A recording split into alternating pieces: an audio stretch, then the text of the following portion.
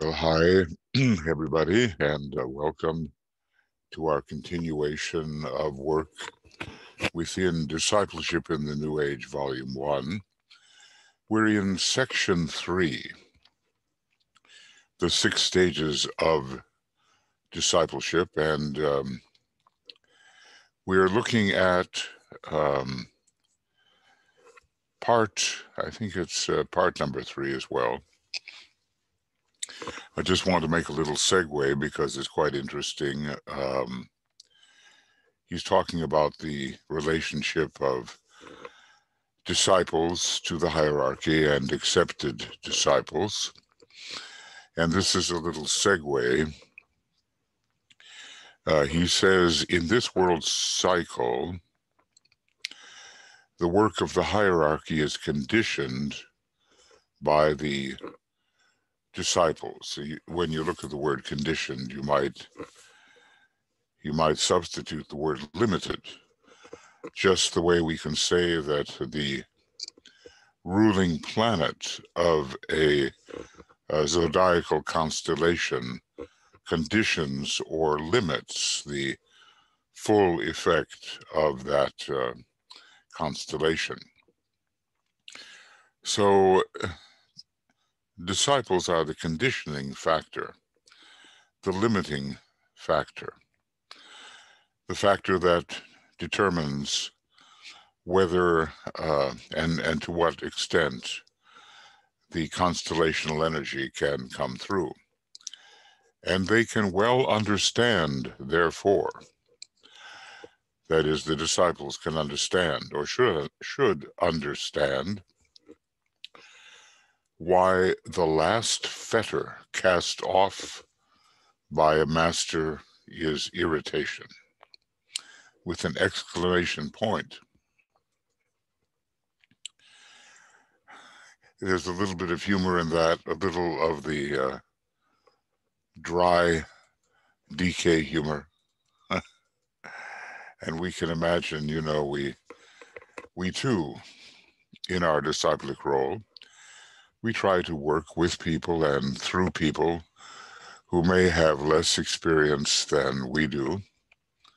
And they do so often misunderstand what it is we are trying to accomplish, and what it is we're trying to get across, and what is the best way for them to cooperate with us in our own level, which is much lower, of course. We can attest to the same kind of limitation as we try to work with our associates who may be in a position to help carry out some of what we intend. No initiate can form a true ashram until all capacity to misunderstand, to express irritation, and to criticize has vanished. I'm remembering a man who was one of DK's disciples. I think he was a Gemini, like Alice Bailey, and he had Leo rising, like Alice Bailey. Mary Bailey actually had the same thing. This particular person, as he was reaching the point where he did resign, I think in 1946, from the group, had a number of so-called ashrams in various places for which he was the teacher. But the Tibetan pointed out the instability of his emotional reactions to his students. He knew a lot, but he was irritated, and he criticized. I don't know, maybe he misunderstood also. And this is not to take away from his accomplishments, but this was one of the ways that DK pointed out to him that because of this attitude, it was pretty well a proof that he was not preparing for the fourth initiation as he thought, but really might possibly take the second degree. So, let's think about our interaction with people, our maintaining or not of our temper, of a tempered attitude, and the degree to which we are subject to irritation and prone to criticism.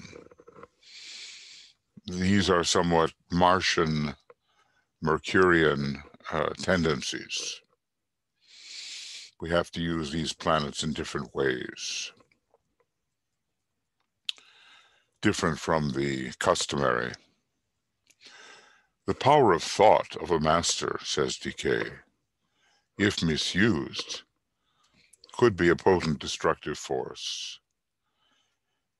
He must be able to trust himself before his ashram can run on right lines and with safety. It would be safety to the personnel or to the souls involved. I told you the story that circulates about the criticism that Pythagoras gave to one of his students, who then committed suicide. And a very hard lesson all the way around. And such a lesson for Pythagoras that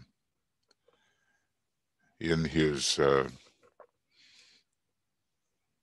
rest of that incarnation, I imagine, and in future incarnations, he was so utterly careful about how he addressed students and those who were in a dependent or inferior condition to himself.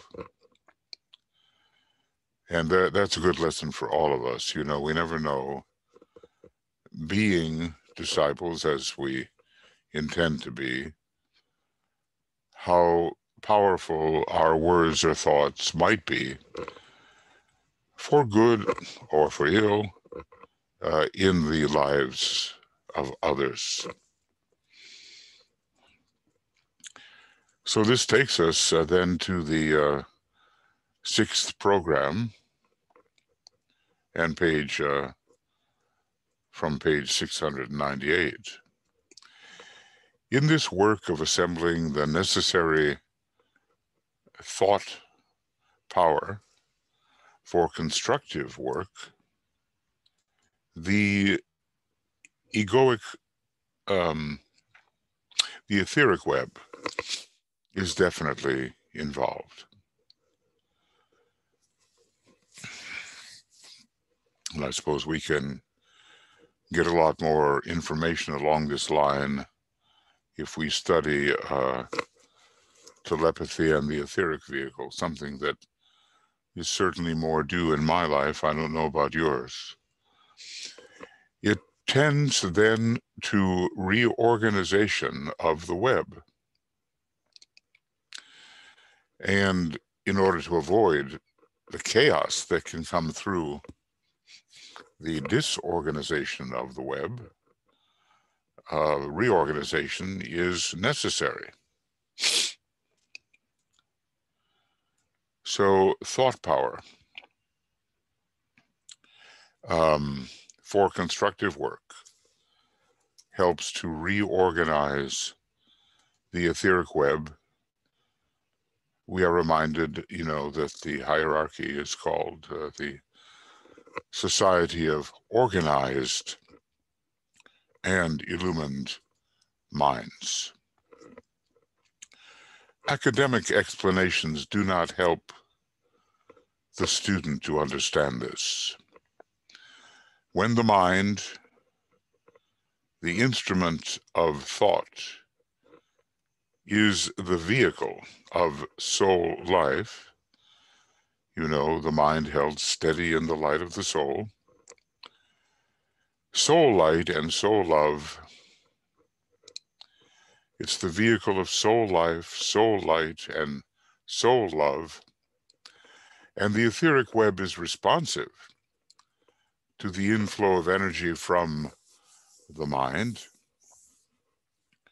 Then the reorganization of the individual etheric web takes place, and we can imagine that the work of triangles is going to help in this most necessary reorganization. We can also imagine that in the seventh ray Aquarian age, much reorganization of the etheric web will occur, and so much of the present chaos through which the Lodge of Darkness can work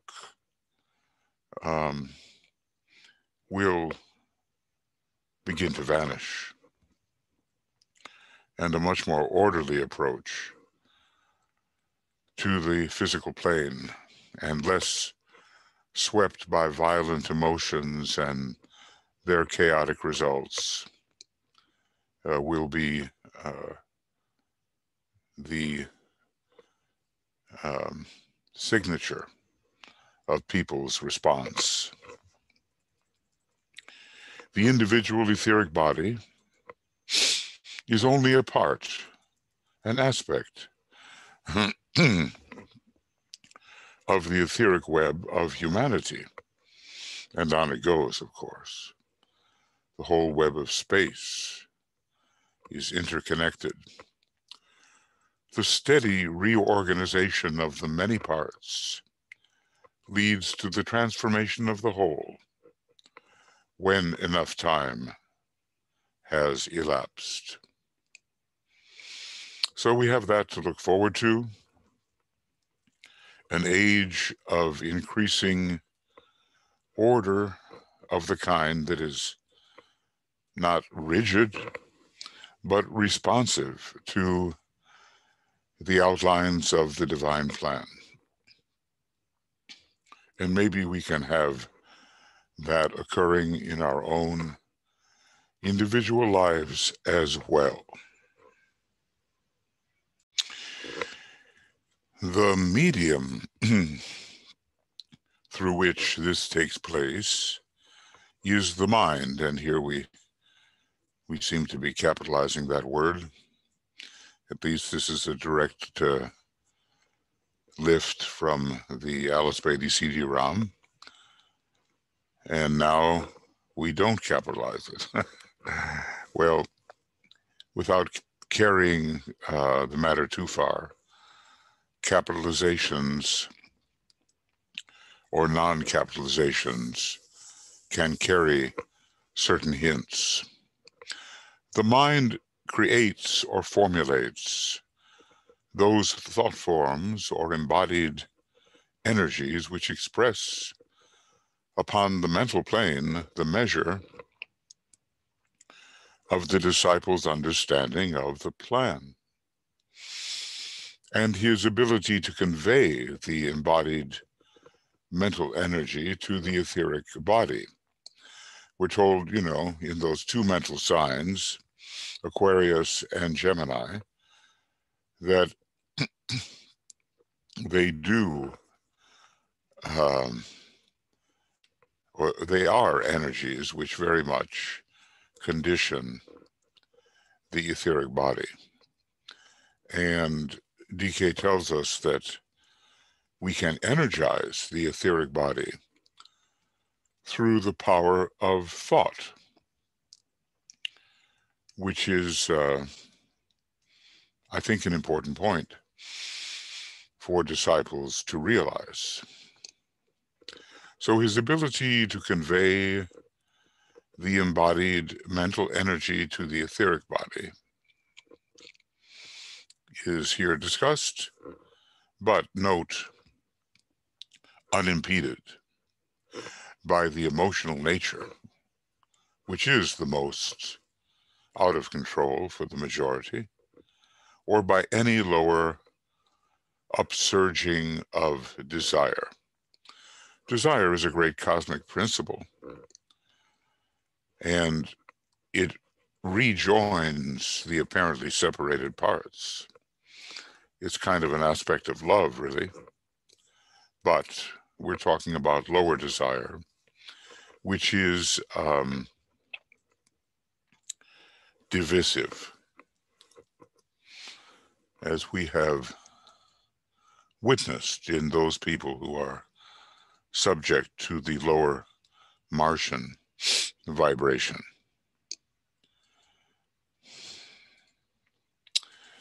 The etheric body, there's so many places where he discusses this, so I hope we do have a compilation on that. Make use of those compilations we have gathered.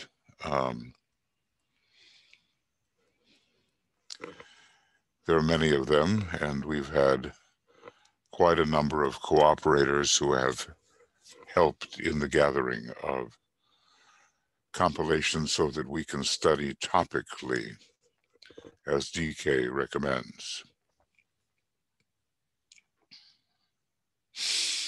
The etheric body is a web of light energy. It will be interesting what happens when science, in a sense, rediscovers the etheric body. Impulsed or motivated by the type or the quality of the energies to which it responds. I mean, it's a carrier of energies, whether from the astral body or from the lower mind or from much higher sources. You can imagine the type of energy the etheric body of the planet has to carry if Shambhala, or at least a projection of the higher Shambhala, is located in the highest two ethers of the systemic etheric physical plane. Very high energies indeed. So,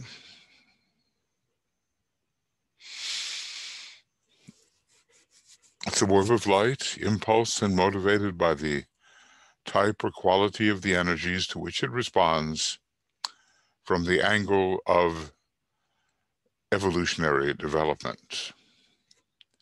And now I guess he's going to talk about the kinds of energies which the etheric body carries, and every one of us would do well to see if we can feel the presence of the kind of energies which our etheric body is carrying. So it might be stated that, and here I usually try to make the numbers stand out in relief so that we can get back to them. And I'll just do that. Just take a moment. And so what I've done is, not to bore you, I've gone ahead and put in the red highlighter. So speaking of the kinds of forces or energies conducted by the etheric body, unevolved or savage man, interesting, the word savage is related to the word sauvage, which is French for wise. Maybe it came from a period when the idea of the noble savage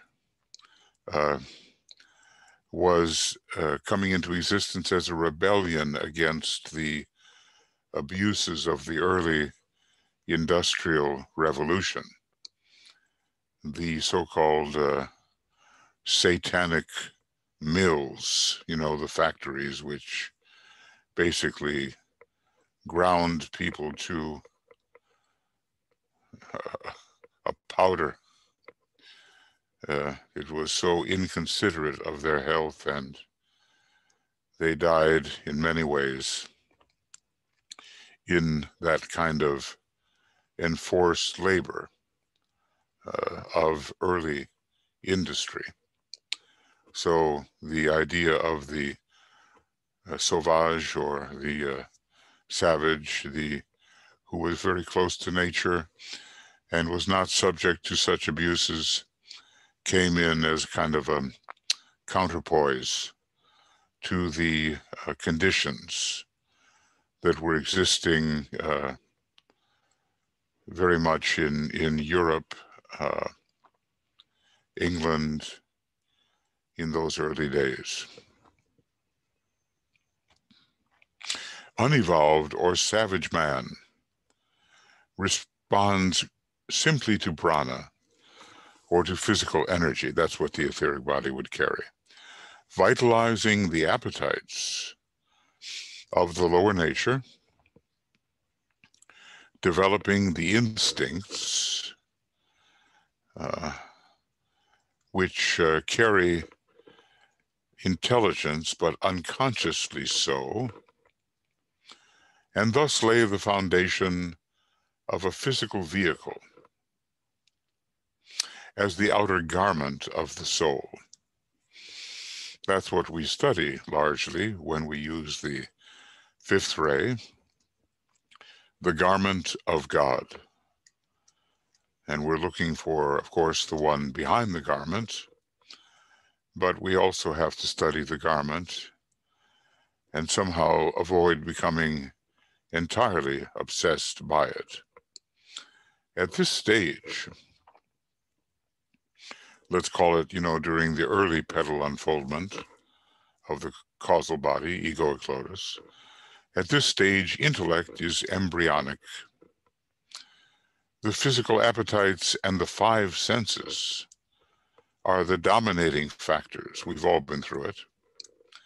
All this is due to the activity of prana as it pours through the vital body. So I'll use the color I have closest to the golden prana, which is simply that.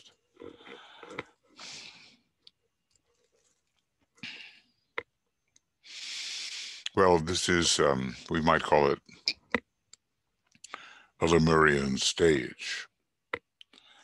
And it has not yet reached the stage of involvement with active emotion. We might even say that this is all about the first petal of the egoic lotus, which can take millions of years to develop. Though he does tell us that all human beings have that first petal now unfolded. I don't know whether fully unfolded or not, but certainly unfolded. Then number two, average man. That's a big leap, isn't it? From savage man to average man. Average man is impulsed by desire, which is an energy emanating from world desire,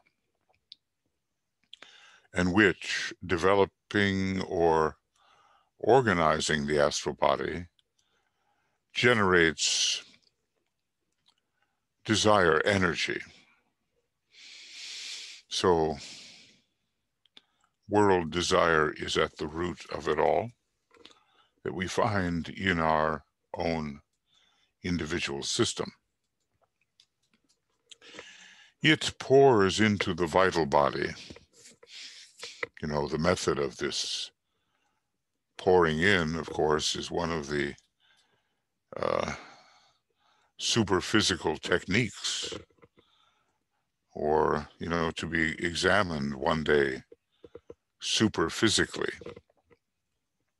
Right now, we just get the generality of it. It pours into the vital body and galvanizes the physical man into those activities which lead to the satisfaction of desire. I think we can grasp that. We become motivated. We become impulsed. We seek to fulfill desire on the physical plane. And we act to fulfill desire, carried from the emotional plane through the etheric galvanizing body, the body of vitality, into the external dense body. So this is, he says, a parallel process to the work of prana, impelling the animal instinctive nature into activity.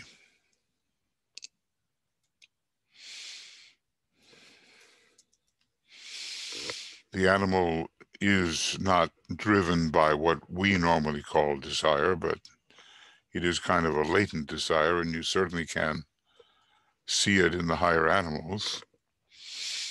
But so many of them are driven simply by prana, and even early man was. So these necessarily parallel and produce conflict. The first clash within man of the pairs of opposites.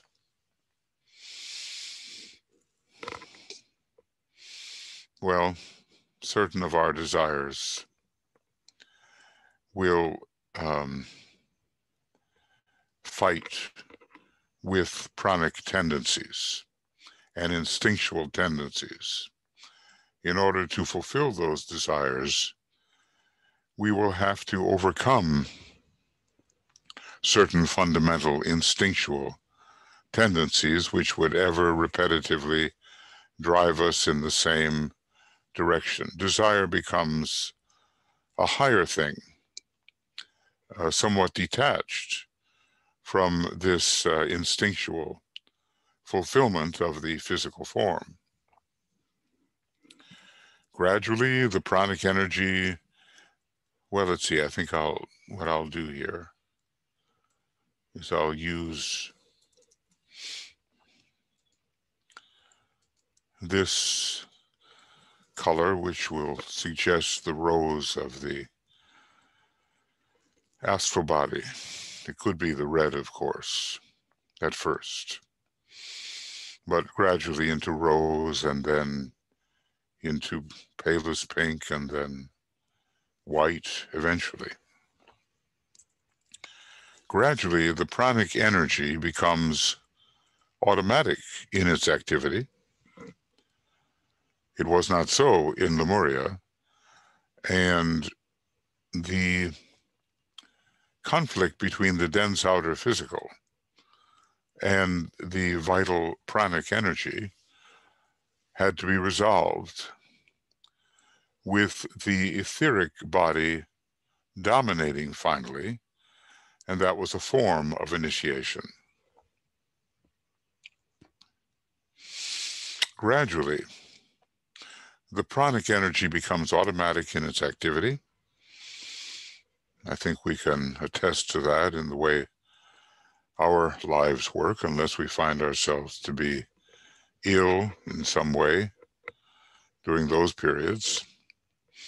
Maybe there's not such an automatic working of prana.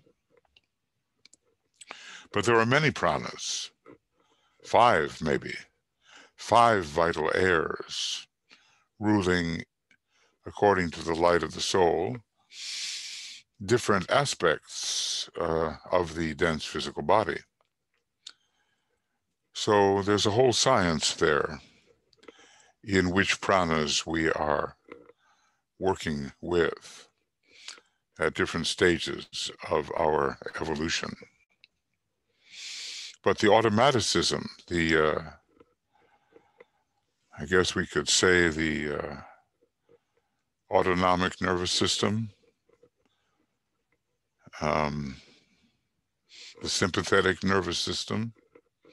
We're not talking about volition anymore. We're talking about something that simply functions and sustains. The shift of the consciousness is into the astral or desire body, with the presumption that somehow prana will do its work and the physical body will function to fulfill those desires upon which we are now concentrated. The shift of the consciousness is into the astral or desire body, and the functioning of the instinctual nature, sustaining the organic function, drops below the threshold of consciousness. Sometimes, hatha yogins try to retrieve that and regain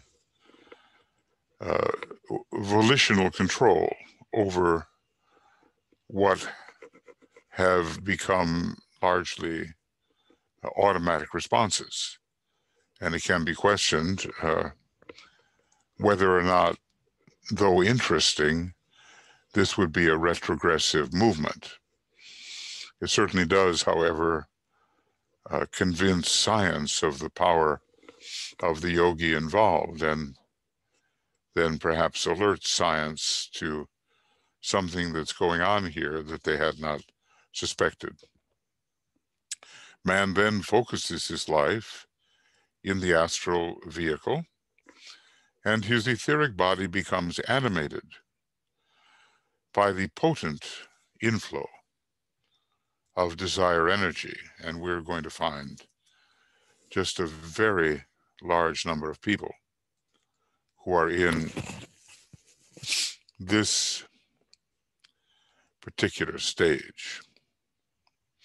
And that's why, as DK says, it's going to be a long time before occultism, as we are studying it and think of it, becomes possible for the average human being. Even becomes interesting for the average human being. So we're not going to necessarily be delivering lectures on occultism to the person that is in this state of immersion into desire. Maybe because recapitulation operates in every incarnation, we can go back to our earlier days and perhaps detect a time when we were subject totally to this immersion in our desire nature.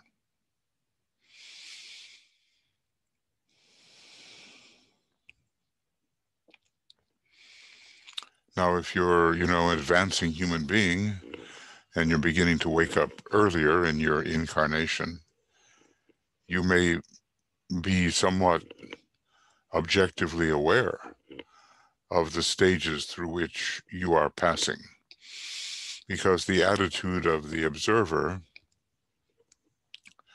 will have been built into you. And certainly later in life, you may look back and say, well, yes, that's what I was passing through. So we can get a grasp of the developmental stages through which all human beings pass, although there are upper limits. If they've only gone so far, they're not going to suddenly leap into soul consciousness. So we're building upon what we have accomplished in the past and how far we can go will depend upon the support of previous accomplishments, which may be quite veiled in very early days.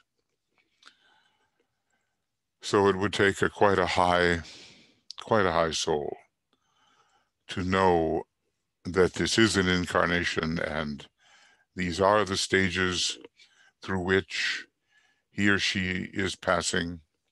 And that objective point of view would show that the pairs of opposites, the actor, in this case, and the observer are both functioning. Now we come, apparently, to someone who has at least the mental focus. We're talking about the energies carried by the etheric body. The developed man with an integrated personality, not necessarily integrated with the soul yet, but integrated within itself, that has sometimes to be discriminated, gradually brings the etheric body under the control of mental energy. And his physical plane activity is not then so much implemented by instinct, that unconsciously intelligent force, or by desire, as by thought activity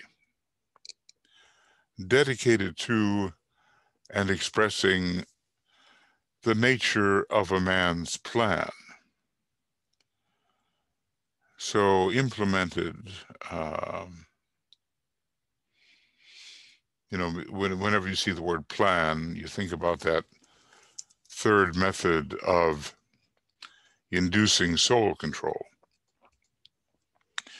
which is the urge to formulate a plan, and it's connected with the third ray. And when the transition to the third ray, either in personality or in soul, begins to occur,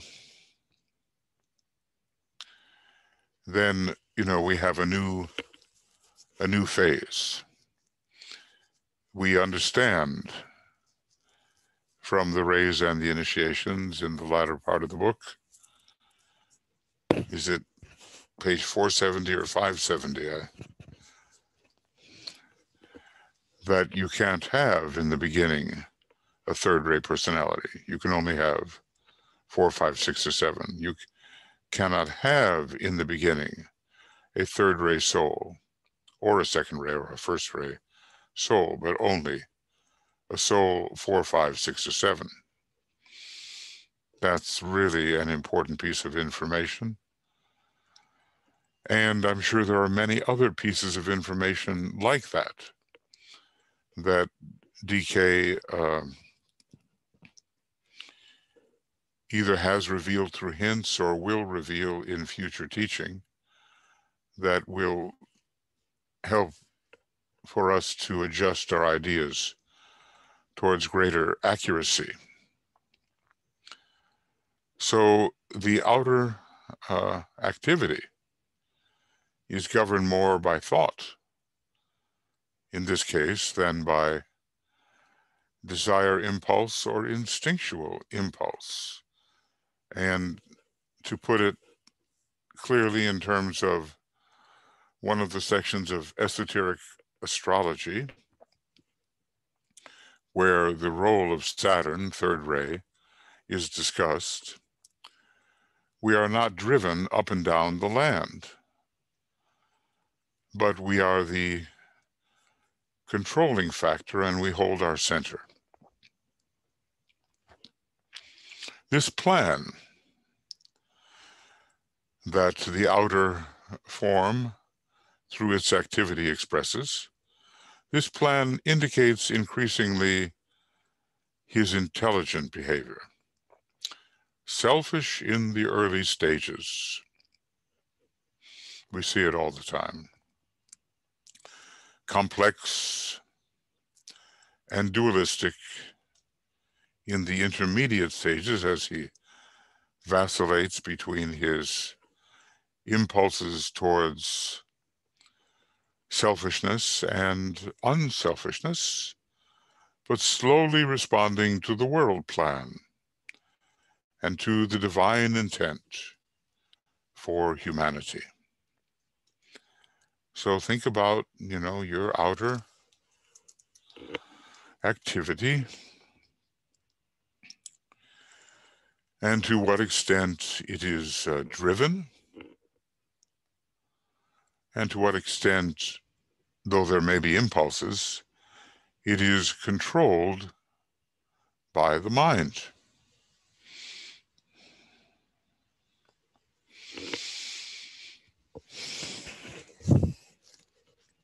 Maybe we can, sense impulses coming and stand back and be the observer of those impulses.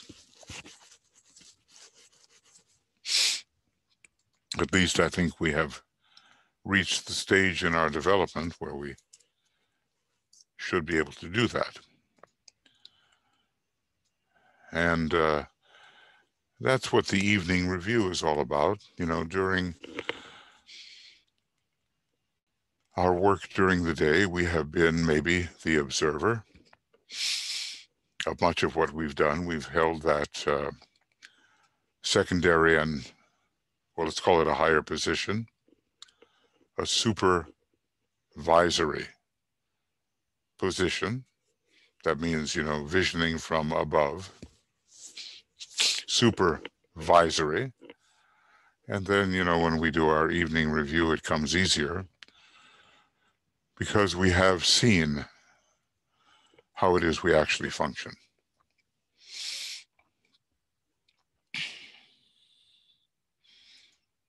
And more, we need to be, I guess the Buddhists call it mindful. We have to have this mindfulness about what would normally be unconscious doing. Or as DK says, that unthinking, vital, emotional mess that he identifies as Maya, just doing on the basis of our habit nature and other instincts or random desires, etc. It's quite an uncoordinated, unorganized position.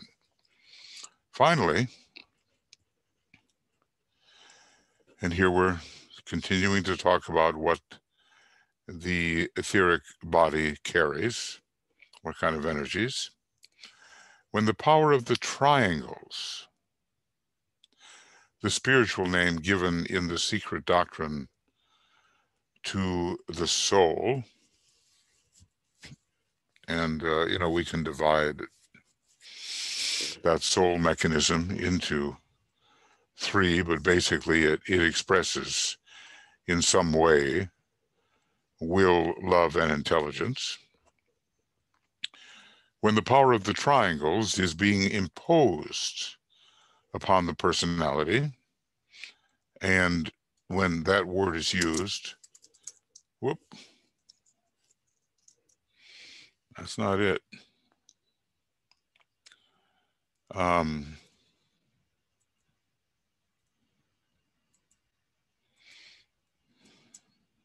Yeah. I lose my bracket.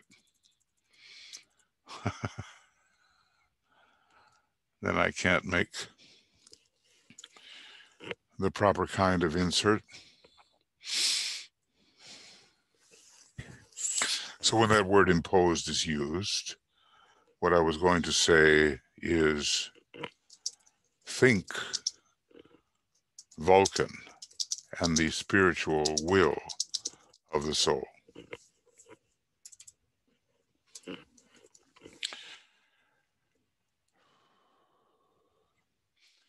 So when the power of the triangle is being imposed upon the personality, then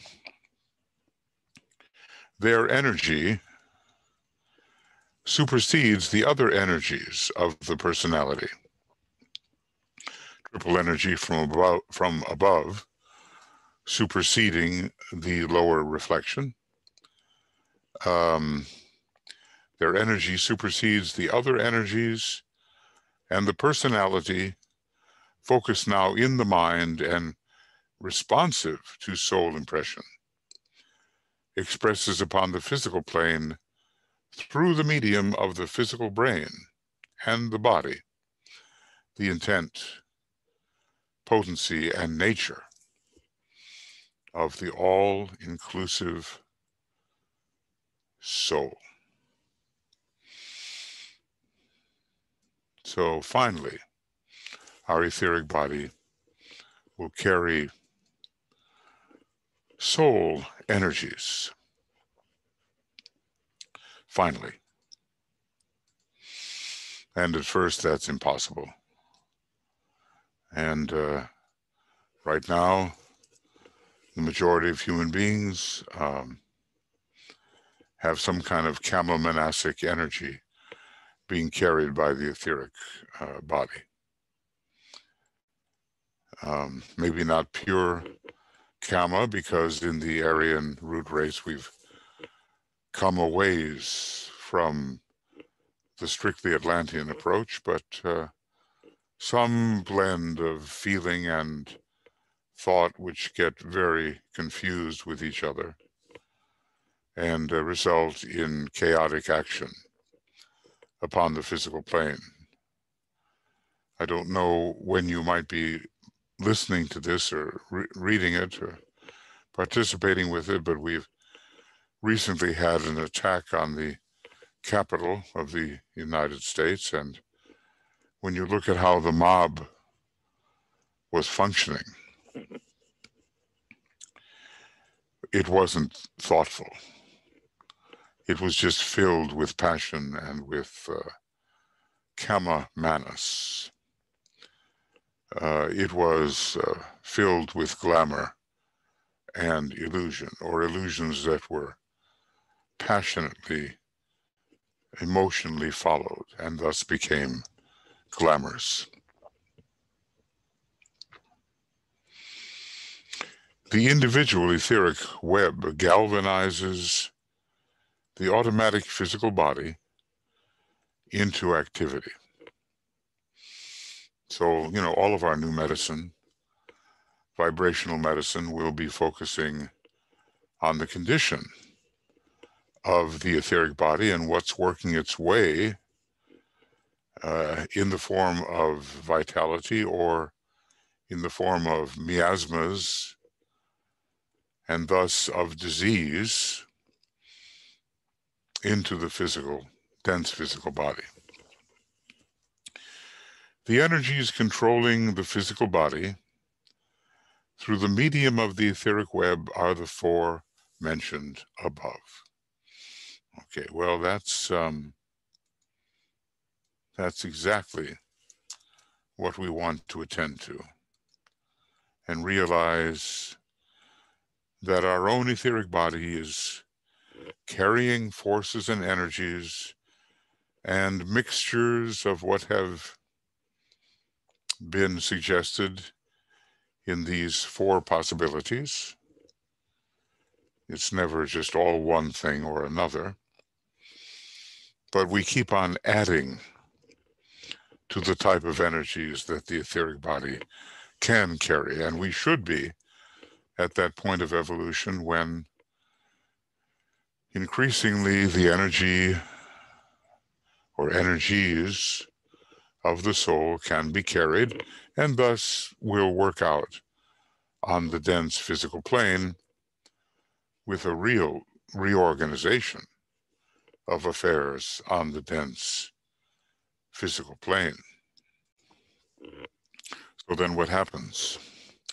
The conflict in the brain consciousness, you know, our average consciousness of the evolving human unit, begins to assume importance when the man starts to recognize these controlling energies, their source and their effects. And that's what I meant by standing back in that attitude of supervision and self-recognition,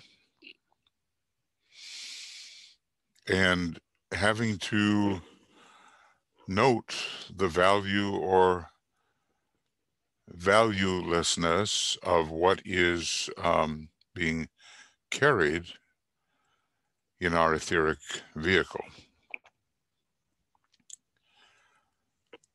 So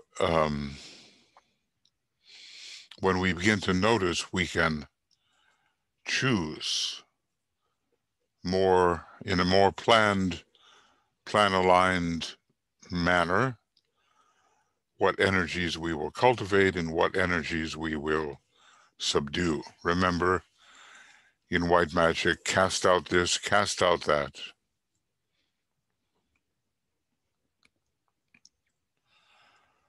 So that our consciousness can be free of these inhibitors.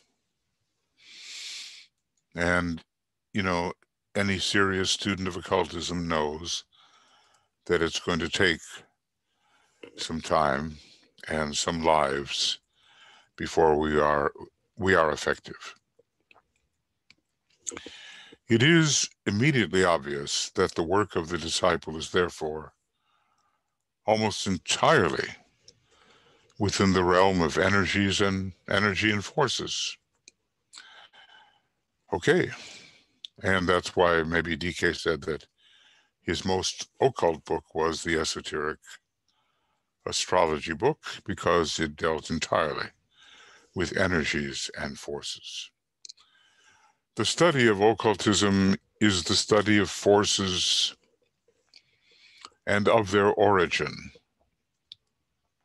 and effects.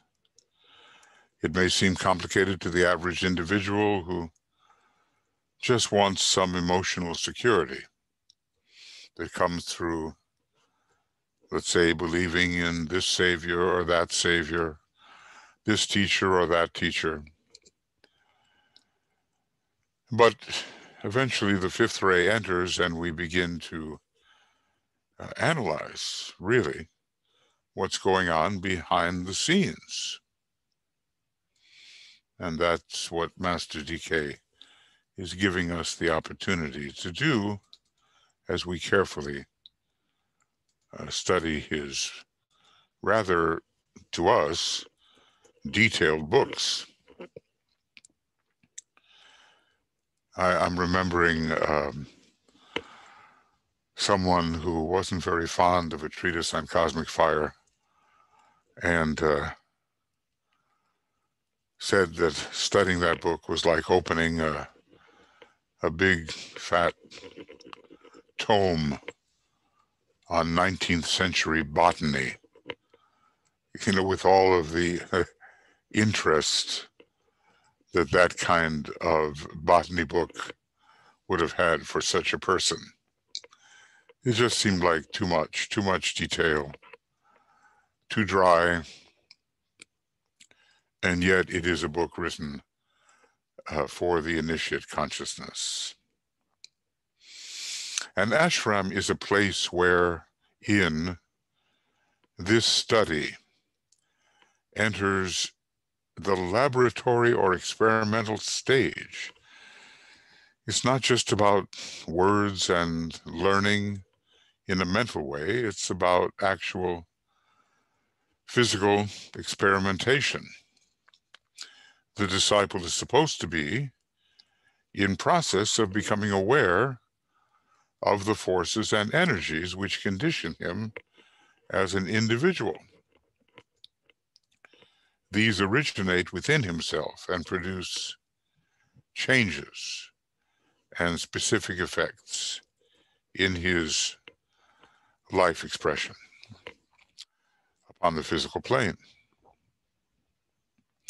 So we begin to develop an intimate recognition and experience with forces and energies.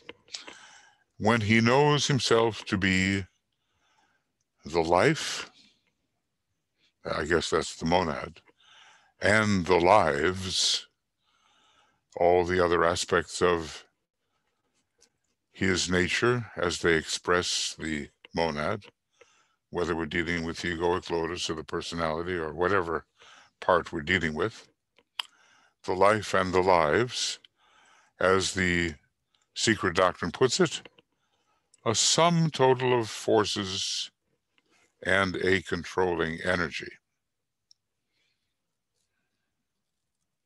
Then he can be a world disciple and work significantly in the ashram, and we might say, looks like, then he can be an initiate of the third degree when that happens. So I think this is kind of an important summation of what we're aspiring towards. But we have to have the well-stocked mind in order to do it. And Alice Bailey and the Tibetan are persistently emphasizing the necessity of the well-stocked mind. Simply having the mental concept of these things, well, it's good, but it's not enough. We have to enter the world of energies, recognize them, apply them, be able to wield them, be able to direct them, and of course, have to exert caution in how we do that. Sometimes the Tibetan has suggested we should simply attempt to be as a transparency through which the energies can come, or at least a translucency through which light can come. But later in our progress, we learn how to actually direct the energies according to the formula that energy follows thought. And we can be relied upon not to make really big mistakes in that process. There are people who need to be sent certain energies and forces, but we have to know what we're doing. And that's why in the esoteric healing book, a kind of soul-to-soul work is considered as the first necessity before people start, manipulating the triangles of energy. Can they really do something of value if they don't know what they're doing with those manipulations? But at least it's less dangerous to work in a soulful way. Going on. It will be apparent to you, therefore, that when a disciple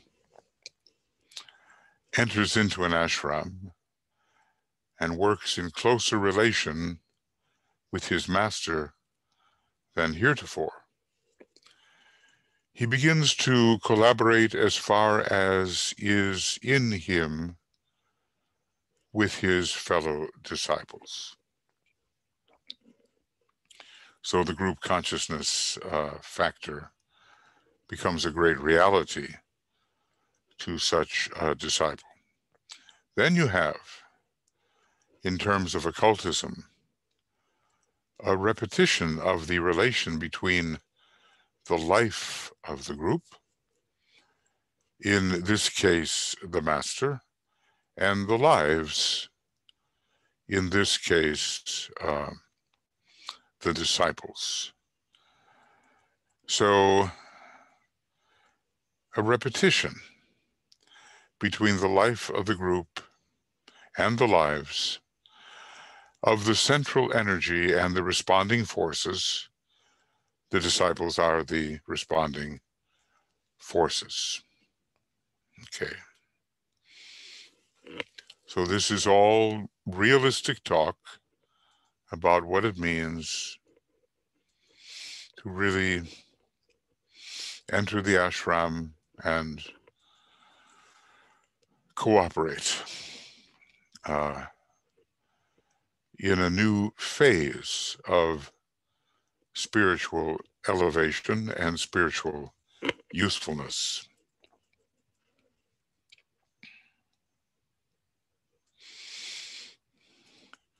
From the master's angle of the group problem, duality enters into the group expression. He, the central energy, sometimes called like the monadic energy of the ashram, must work through the forces. Again, the disciples are conditioning what hierarchy can do. From the angle of the disciple, a force, which is himself, is brought into relation with other forces, other members of the ashram. It must at the same time become responsive to the energy, to an energy, and that of the master. So here we have a leveled or a tiered kind of evaluation of the difference between energies and forces.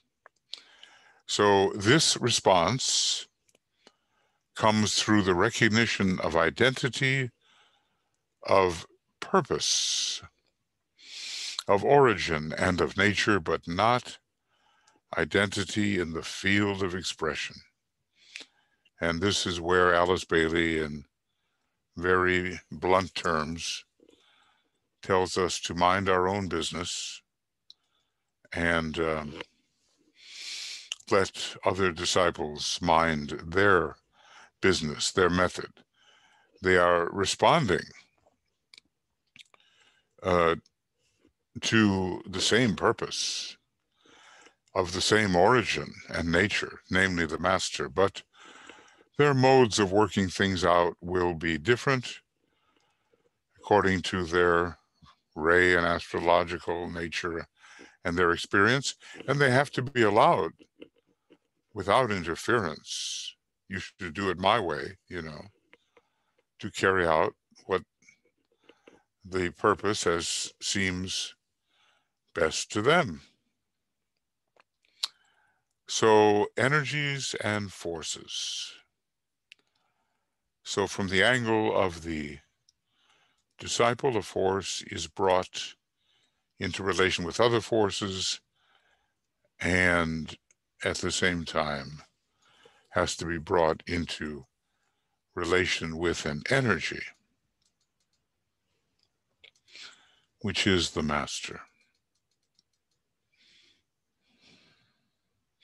A force which is himself. Have we thought of ourselves as a force unit, sharing group consciousness with other forces and responding thence to the master? Have we thought of ourselves in that way?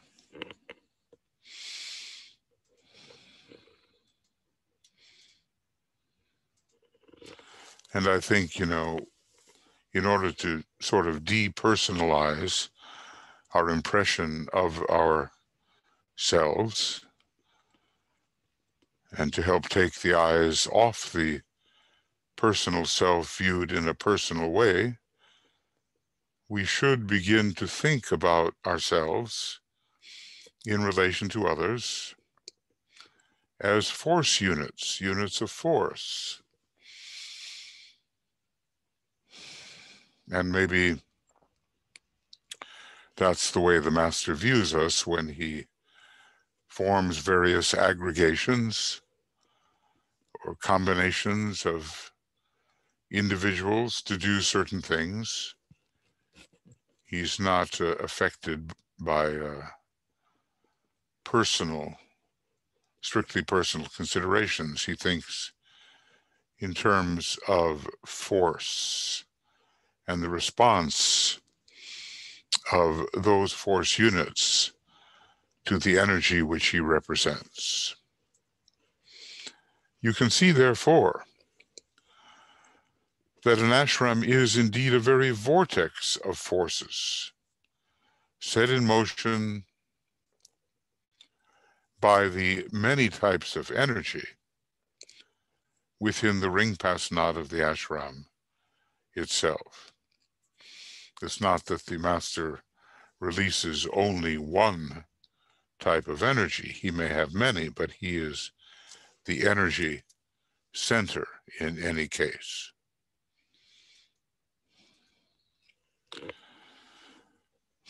And the closer as disciples that we come to the master, the more we can partake of his energy and represent for others newer to the ashramic process what those energies may be. In other words, we stand then as an energy unit in relation to the force units, but that would take quite a bit of ashramic intimacy. I think at first we just have to think of ourselves as force units. So he goes on. The basic principles of dualism make themselves felt as the energy of spirit makes its impact upon soul force and personality force. Forget not that a master expresses monadic energy, whilst disciples in his group are seeking to express soul energy. Notice the master expresses a very high energy, and we are seeking to express a somewhat lower energy. In the ladder of points of tension, every lower rung of the ladder is as a force to what transpires on a higher rung. The higher point of tension is the energy, and the lower points of tension associated are the forces. So forget not that a master expresses monadic energy, whilst disciples in his group are seeking to express soul energy, and are doing so in some measure through love and service. So that's a hint about how we can express the soul energy. To this soul energy, they add personality force, which arises from their being as yet focused in the personality life, I guess as souls in incarnation, even whilst aspiring to soul consciousness, the higher soul consciousness. And herein lies their usefulness from the master's point of view, and herein lies their difficulty and at times their failure. So we stand always midway. We are force units under the impression of energy units, and to others who are not as far along the ascent of points of tension as we are energy units, and they are the force units. So there is a dualism that comes into this. it finally resolves into a dualism of spirit making its impact upon the soul-infused personality.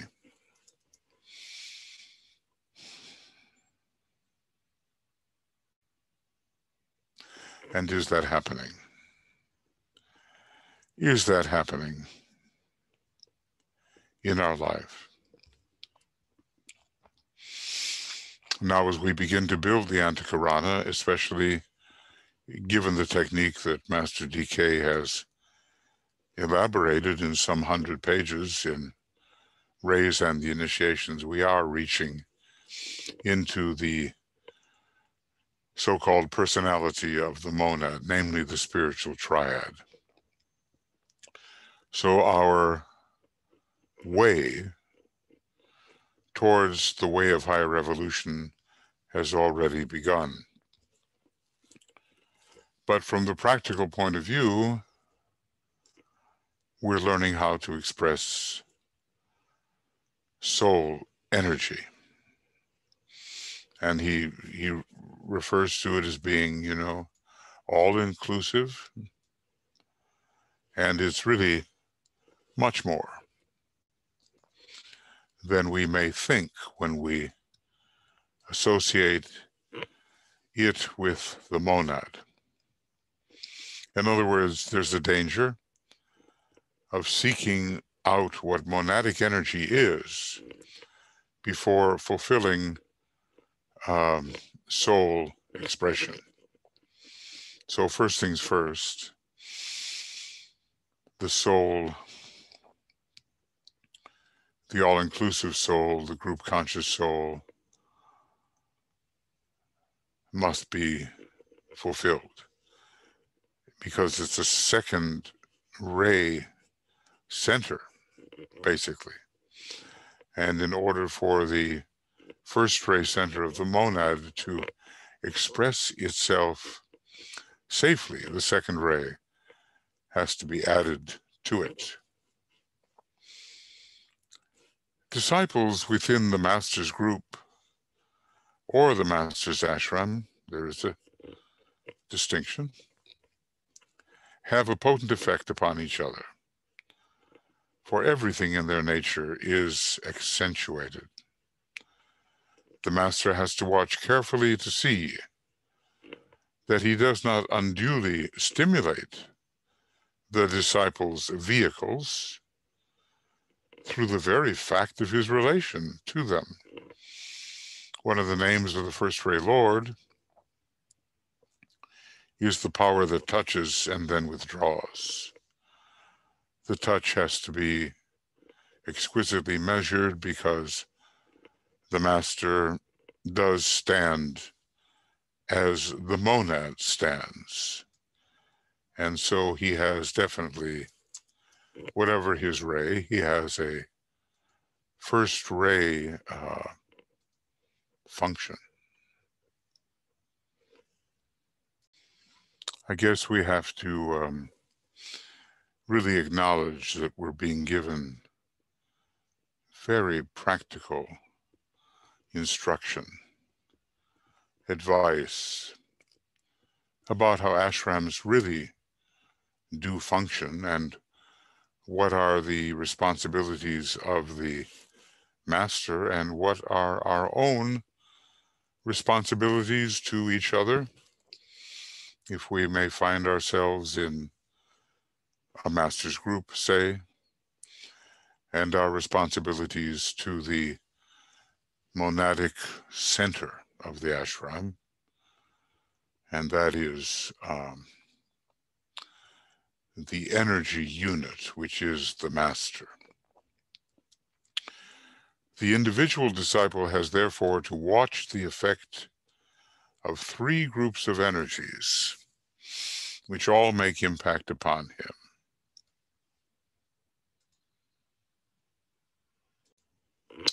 And I've gone ahead and marked out those numbers as I usually do. So three groups of energies, which all make impact upon him. There are so many things to fulfill that we may wonder how we can do it all, but in time and with caution and with meticulous attention to the detail of what is required, we will fulfill. So, these energies, those energies within his own nature, physical, emotional, mental, and those which come to him from his soul.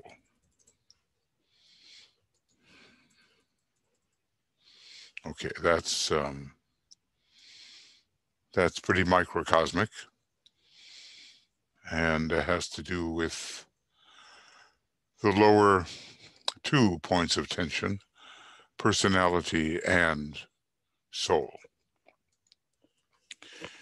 And also those energies which make an impact upon him as they come to him from other members of the ashram or group. This effect will be dependent upon his being detached where he himself is concerned, and thus responsive to what comes from them. In other words, too many people take such energies personally. And DK has commented, as he has written about people's personal response to what he may have said and, maybe what other members of the group have said, as the individual will be subjected to what's been called the group gaze. The occult law is that the more you love, the more you can respond to and include the point of view, the nature and force of your fellow men. And this is vitally true of a group of disciples. What protects most disciples from too great a sensitivity is their preoccupation with themselves and with their own development. So, here we're dealing with the process of veiling. We have, the unveiled Neptune. Not too many people can stand that because it is such a source of sensitivity, but one's own attention to one's own self and one's own problems and so forth are part of the veiling process and prevent too much from coming through. So in a way, in this case, the habitual selfishness is a bit of a protection. Okay. So other members of the group do affect each other. And the question is, to what extent? And can those energies be handled? Or will people retreat because of oversensitivity? And, there were quite a few people that fell into that category. And then number 3, those transmuted forces which come to the disciple from the master. Well, maybe not utterly directly, hence the word transmutation is used, from the master, or are definitely transmitted to him by the master, which is a more intense situation. and more powerful type of energy. All this has to be handled somehow in our ashramic work together. So those are the three types of energies and or forces which must be processed by the disciple as he begins to enter the ashram. He has to discriminate between them and receive them in the right way. I found it very interesting here that this statement that the more you love and the more you can respond to and include the point of view, the nature and the force of your fellow men. And perhaps that has a lot to do with the second ray being the most sensitive ray, and it incorporates within itself often, all too readily, the thoughts of others. It takes them in and suffers accordingly. And as it is said, the second ray type agonizes his way, her way to the goal, agonizing towards the goal. And a lot of that is because of the great intake of the ambient energies, including the energies, or maybe their forces in this context, sent by others. The goal for all work done by disciples, either in group formation or in the ashram, is the expression within the group of the causal creative process. We think of the fifth house of the horoscope and how it relates to creativity, but it also relates to the creativity of the causal body. And maybe when we look to the 11th house, we find the group causal body and the possible creativity that can arise from the group process when it is well attuned. Every one of these sentences is just so ponderable. And we find the hint for ourselves when we select maybe a few of them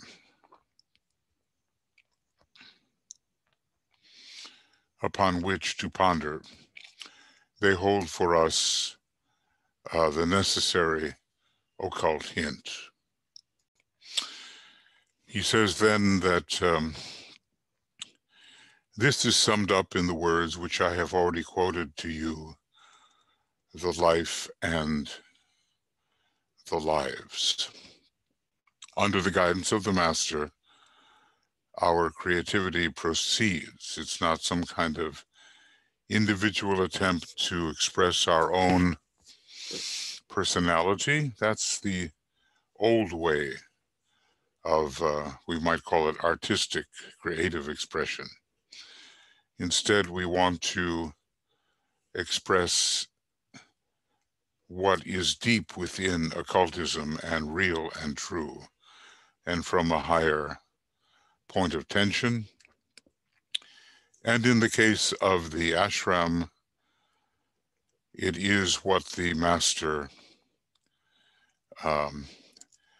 has offered. It is the kind of impression through which he guides us, This is what has to be expressed, of course, in our own way. We can't help that. We express in our own way. But still, our creativity is based upon the impression which the life makes upon the lives. You have the analogous idea, he says, and its sequence of effects in the realization that the master, spirit or monad, reflects himself in or inspires the disciple, soul, and the latter is thus enabled to demonstrate soul activity upon the physical plane. So we have to get our sources of empowerment straight. We have to understand them and where it all originates from and how it all works out. We are ideally to the master what the soul is to the monad. Unfortunately, sometimes we're just the personality. And although he didn't think he would have to deal with such common personality issues as arose in his groups, he did at length deal with them and have to deal with them. Because you can't build unless the foundation is good. And in many cases, there were just many personality issues that had to be worked out first before the students could really stand in relation to him as the soul stands in relation to the monad.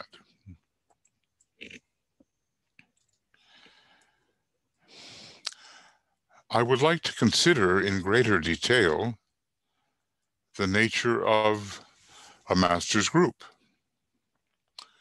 sometimes called an ashram. Well, you know, there is a discrimination that is offered now and then between the master's group or groups which are peripheral and the true ashram, which is more of a inner point of tension comprised of those who can really hold that point of tension. It might be valuable, he says, if I endeavored to define an ashram to you and so leave you with a clear idea of the difference between a master's particular group, sometimes called an ashram, and the many outer groups which, though working under his inspiration and upon the plan, are not definitely and technically his ashram. All these discriminations are important. They may seem tedious to us at times. Why do we have to use the discriminating mind in this way? But in order to be accurate about these internal matters, discrimination is needed. And, you know, the glamorous writings that are littering the bookshelves today and now on the net fail in this matter of discrimination. They're so overblown, so hyped, so wish fulfilling. They are not accurate. So here we're going to discriminate between the master's particular group, which is an inner group, and which were not or let's just say that the groups that he gathered around him were not that particular group. They were subsidiary groups working under his inspiration and upon the plan, but not definitely and technically his ashram. So when we speak of the ashram, let us not speak too glibly, too readily, because it's maybe more wise to speak of a master's peripheral group that we are attempting to work within. An ashram is a subjective fusion of individuals, and individuals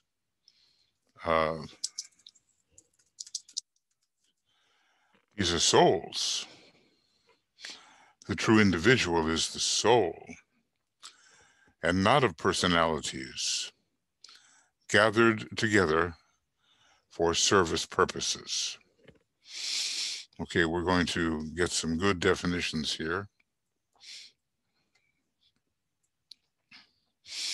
It is a blending of individual activity into one whole, a whole which is united on objective and vision, but which may and frequently does have differing methods and techniques.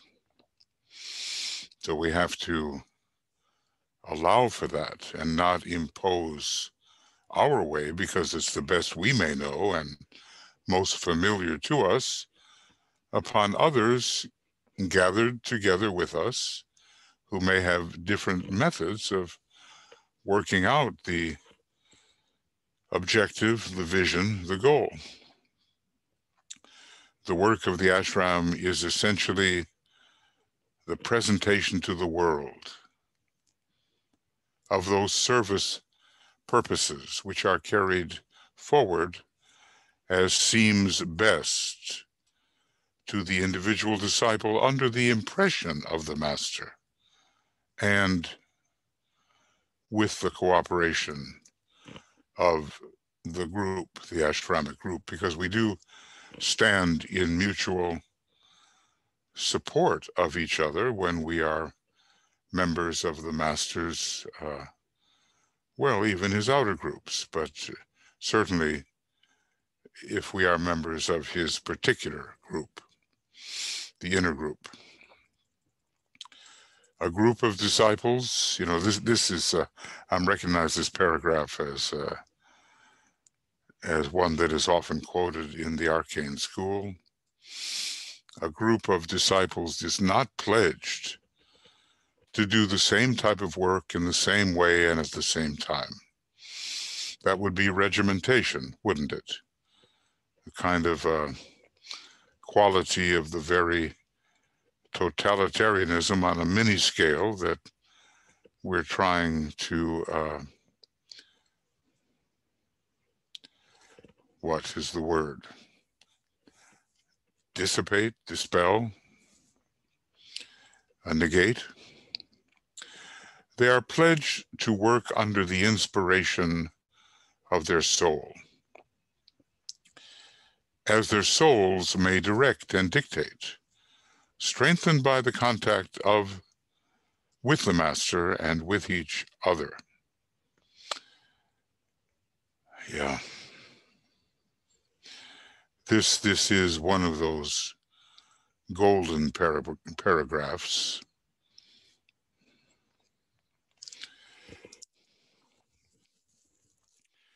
Because it really clarifies many misconceptions and avoids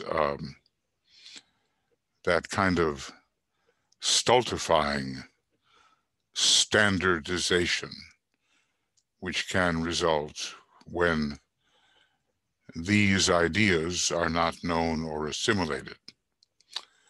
They The members of an ashram are related to each other through identity of vision and of vibration, plus mutual respect and complete freedom, particularly the latter. So, so many plans have gone astray by disciples meddling in each other's business. And we don't want to fall into that type of supercilious attitude. We share a vision in common if we are even a member of a master's group, outer group, and even more completely if we are a member of the master's particular group, his inner group.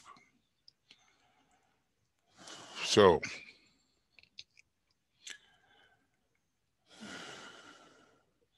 this is a very clarifying paragraph. I'm going to just kind of put that down below. A very clarifying.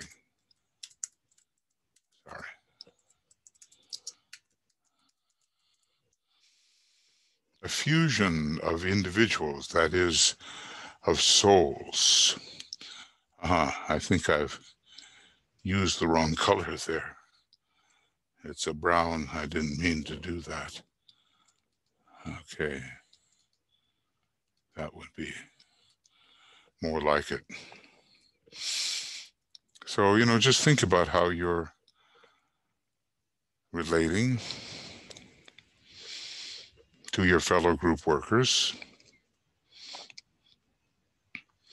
whether as souls you are in a fusion process. It's not getting together with other personalities and meeting on the level of the vehicles of those personalities. It's a higher type of rapport based upon soul identity and shared vision.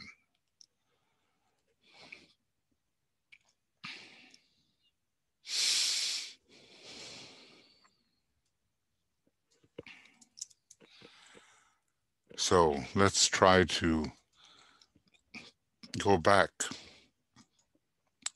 to that paragraph now and then. A subjective fusion of individuals.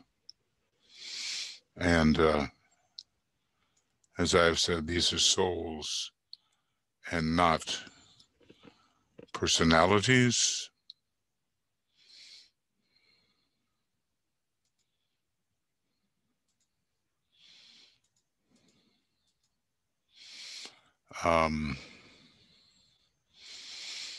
Gathered together for service purposes. And I think what I have to do, sometimes I get into a little trouble here. I have to lift this particular dark color. Okay. Gathered together for service purposes. Not just, some kind of study group or learning together in an academic sense, although that will happen along the way too. It is a blending of individual activity into one whole. So again, we have unity and diversity, or unity in diversity.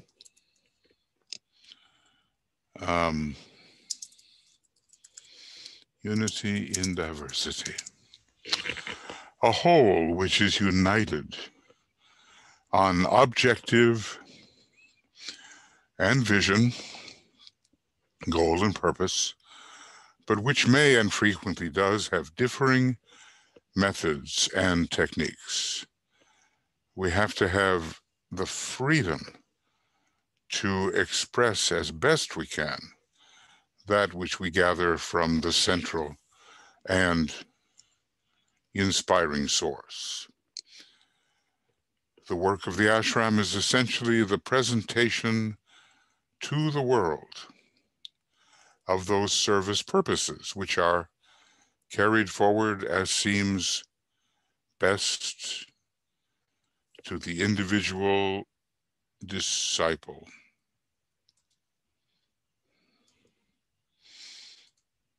And right there comes the test.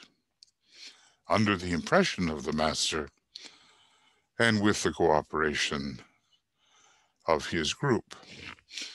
Maybe few of the groups that we presently work within have achieved this, which certainly the master's particular inner group must achieve. A group of disciples is not pledged to do the same type of work in the same way and at the same time. That would be something like the monotony that Master Moria attributes to the methods of the Lodge of Darkness. It's sometimes called the banality of evil. They are pledged to work together under the inspiration of their soul, as their souls may direct and dictate, strengthened by contact with the Master and with each other,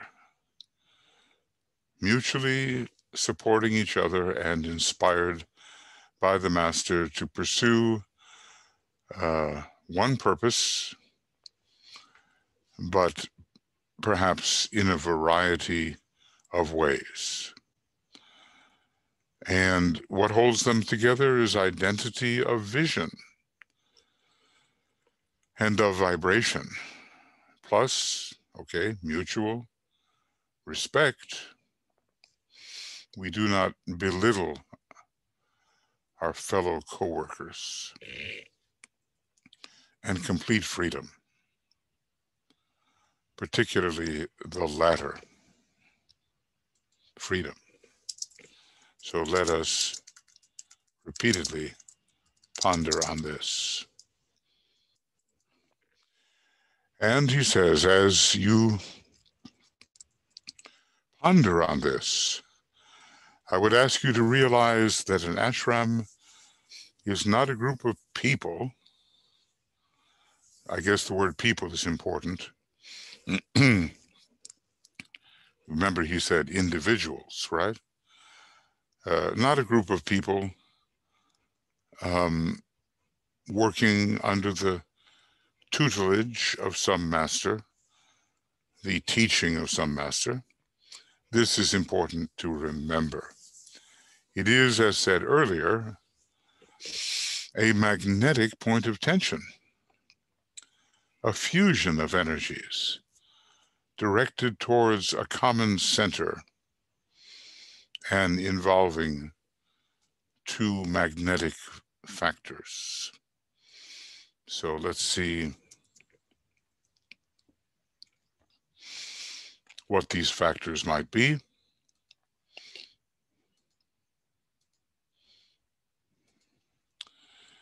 It's not a group of people. We really have some adjustment of ideas to go through here. Because, you know, so many people say, well, I took a trip and visited this or that ashram in India, maybe, toward which many trips are taken, to which many trips are taken to enter an ashram. Well, it is a kind of externalization, but it's not the type of ashram that Master DK is talking about in a more esoteric sense. And, you know, as usual, I seek to put these in red so that it's easier to come back to them.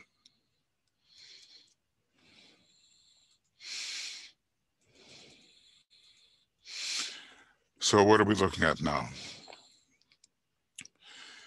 Two magnetic factors, a fusion of energies, and these individuals are known by their energy content directed towards a common center, I suppose, the master, and involving two magnetic factors. And what are the magnetic factors? We're about to get DK's position on that. Number one, a united urge towards group formation upon the mental plane. Now, this is the higher correspondence to the herd instinct. This is elaborated in a treatise on white magic under the section later in the book on instinct, relating group consciousness to the herd instinct in this case. This is the higher correspondence to the herd instinct of the animal world and of the world of men, but is of a spiritual nature and quite differently motivated. The lower herd instinct is motivated largely by the instinct of self-preservation. You've seen how, the water buffaloes circle the wagons when a crocodile attacks one of their own, and they are oftentimes successful in driving off the predator. The higher motivation here, the higher is motivated by the recognition of the immortal nature of the soul and by the instinct to serve even with sacrifice of oneself. The law of death unto life controls, and this is the willingness to sacrifice apparent life for real life. And the sacrifice is where the death factor comes in. When the magnetic pull of the group is adequately strong, then comes the death of the personality life of the group. And when we read in Rays and the Initiations Rule 11, we see how this must be brought about, and the normal personality ties between group members offset, until therefore the group of disciples in all its parts expresses this outgoing sacrificial urge. It is not an ashram. And so we've just learned that every member of the Master's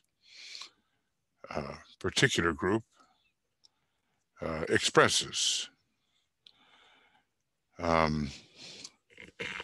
this outgoing sacrificial urge.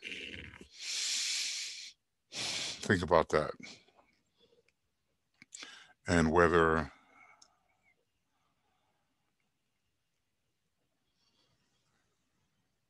we would be entitled then, because of our expression, to be a true member of the Master's particular group, his ashram. Maybe it is that only after the third degree is this possible.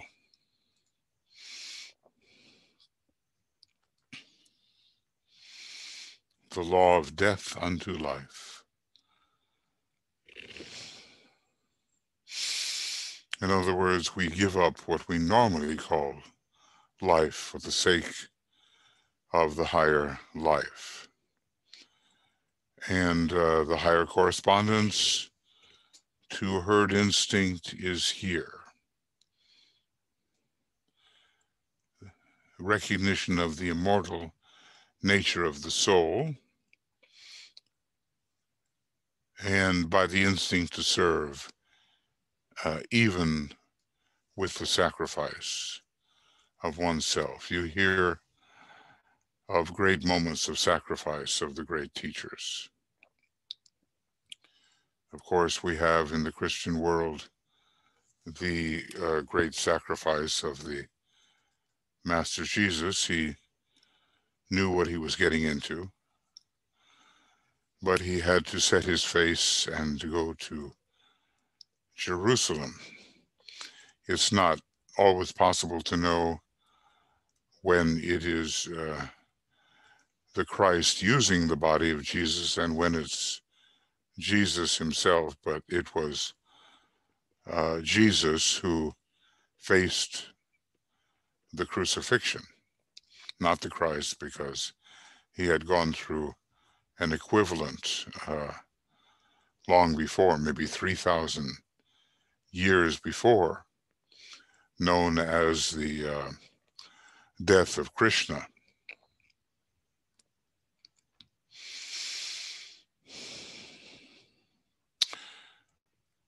So we gather together on the higher mental plane as souls, recognizing the immortal nature of the soul, the group nature of the soul, the fusion of the soul with other souls, and become motivated to sacrifice ourselves. And we can do that, once the three sacrifice petals are completely open and the way to the third initiation stands open before us, then we can do that.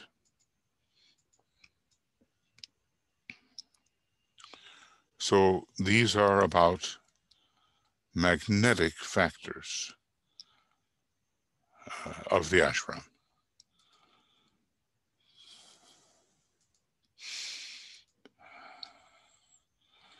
The law of death unto life controls in an ashram. Right there is a unit of pondering.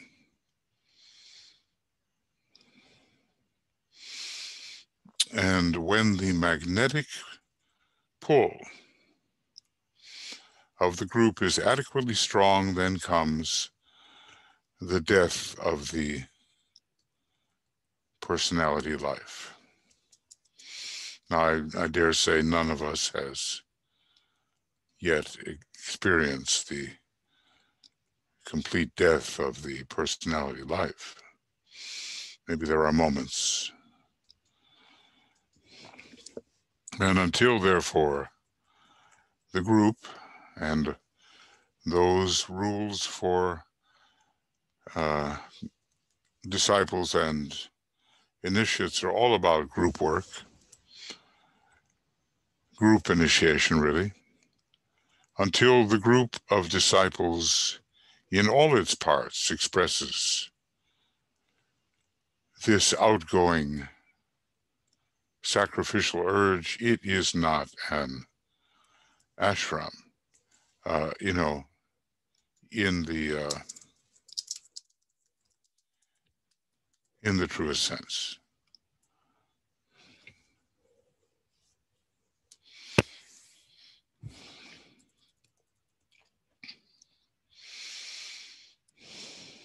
So the ashram is a magnetic point of tension, a fusion of energies directed towards a common center involving two magnetic factors. And this gathering together on the higher mental plane is a magnetic factor. The gathering together on the higher mental plane. Higher mental plane is a magnetic factor. What is the second magnetic factor? The magnetic pull of the positive center at the very heart of the group, and that means the pull of the master. So this is the way magnetism works within an ashram, and when we are a member of a true ashram, drawn to the thought, the creativity, the intention, the purpose of the master, and to the master himself.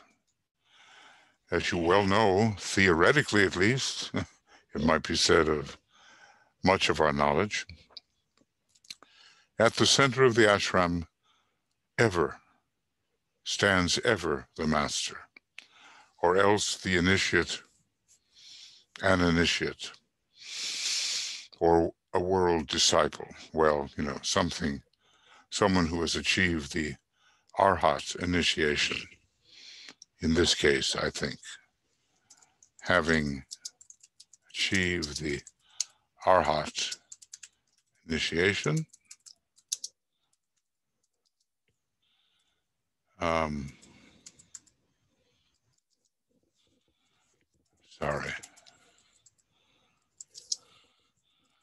fourth degree. His task is to blend and fuse the energies tendered and proffered by the group under the urge to serve and to indicate the field of service. The mode of this instinctual activity is called occult obedience. This is interesting. And this is voluntarily rendered and unitedly followed. Obedience to the soul, but an equivalent of that is obedience to the master, who is the monad of the group, and in a way, the soul of the group. The consciousness, inclusive consciousness of the group.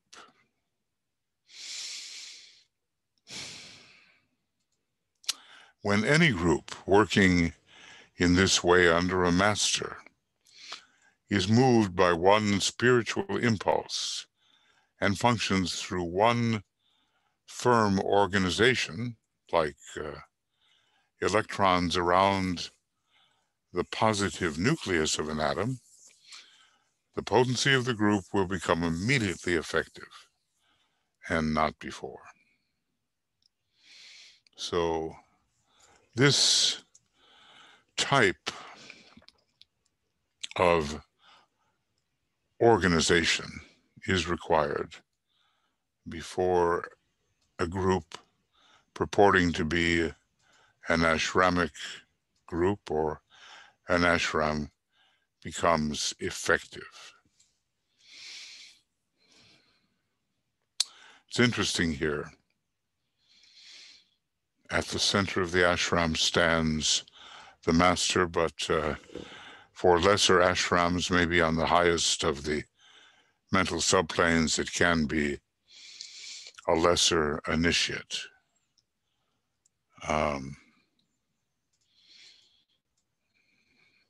Some of the maybe scientific ashrams are in that category. And his task to blend and fuse the energies offered and to indicate the field of service. He, the master, is one who unites the proffered energies. Well, I think we're We're still a long way from this, and none of us is serving as the head of an ashram, even a lesser ashram. We have not taken the 4th degree or the 5th degree, which I think are required, both of them, in order to really be the central power of an ashram.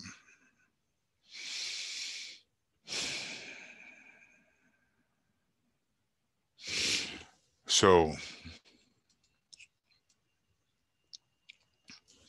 this is our theoretical knowledge of these things, and DK hopes to make it practical knowledge.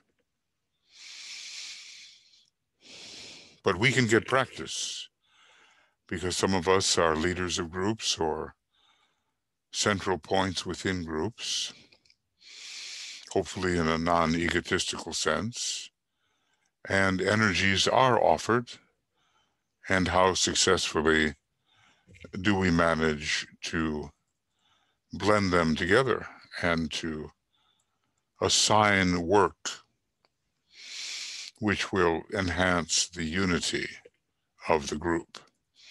We can begin to practice. I would at this point indicate to you that the so-called inner ashram is to the outer group what the soul and its vision is to the individual disciple working in his personality vehicles. Okay.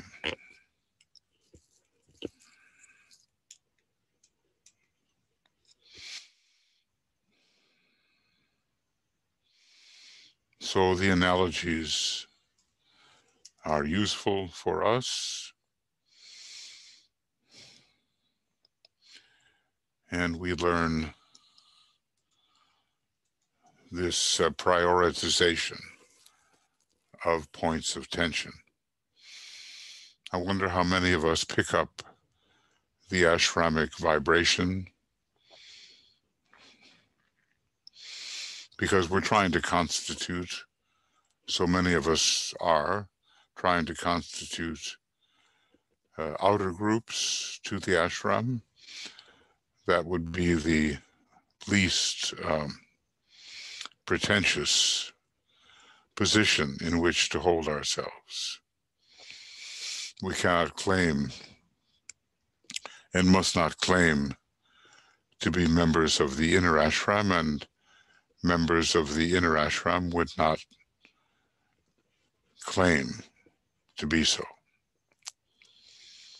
Disciples can therefore grasp their growth towards fusion as an ashram in process of physical exteriorization,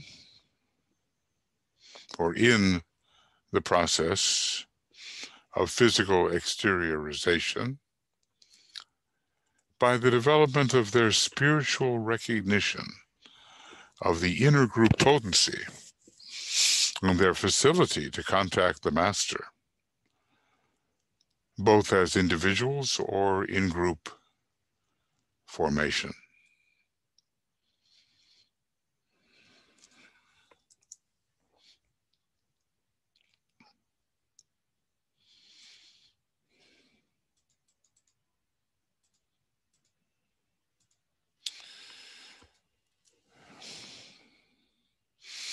It is a fusion process, and we are given fusion formulas which we apply to our individual natures, but we can apply these formulas to the fusion going on within a master's group of which we may be a member.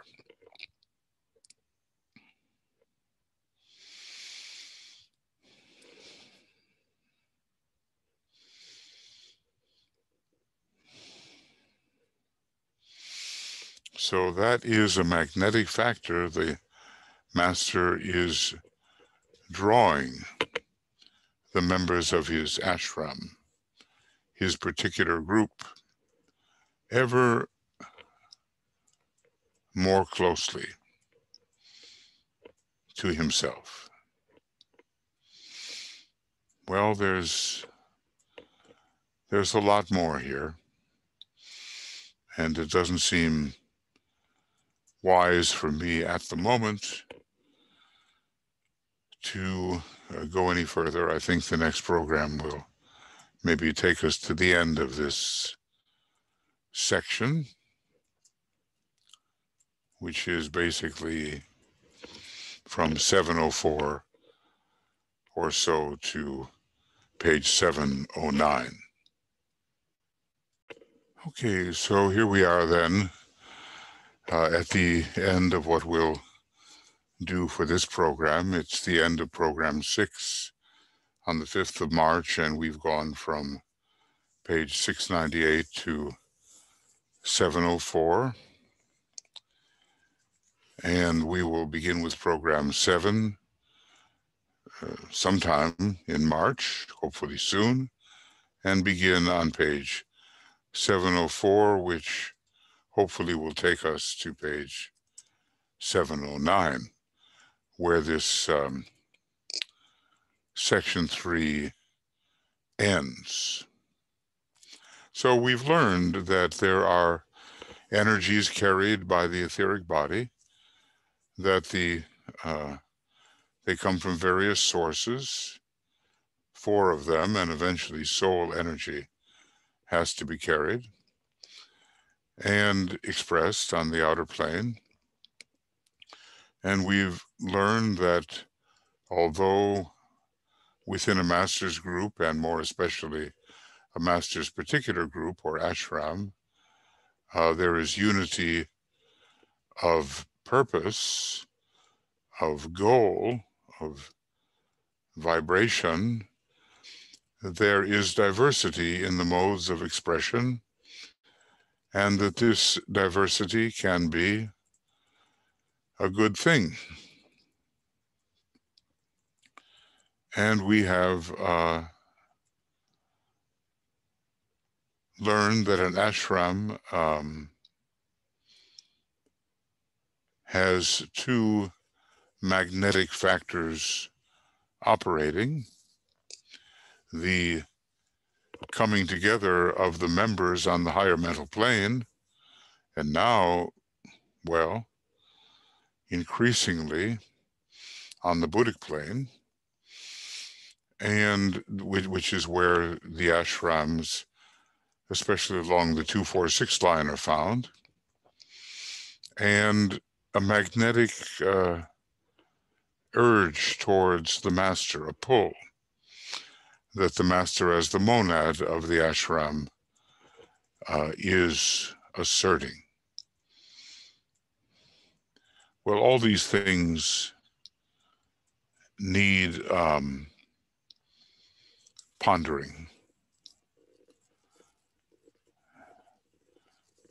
And, you know, the more he is affiliated deeply with the master's group or groups, and the more he enters into the real ashram, the more he must discriminate between energies and learn how to handle them. So I think we'll finish this section 3 or part 3 in the book's section 3 the next time. But let us observe ourselves and our group work and the magnetic tendencies which are operative in us as individuals and not just as personalities with each other. It's a different type of relationship, and most necessary if we are to fulfill the new type of discipleship about which Master DK is attempting to teach us. He does also mention this factor of occult obedience, which is variously mentioned in various other books. There is no coercion in an ashram. Voluntarily and of their own free will, the members gravitate towards the master. Okay, friends, that's going to be it for the moment. And I wish you all many blessings and lots of love and deep study of more than we can ever absorb and application in meditation according to sound instruction and service in the way you best see fit to serve and within the context of the group or groups with which you are working. So we'll resume when we can, hopefully quite soon. We'll see you then, and all the very best to you.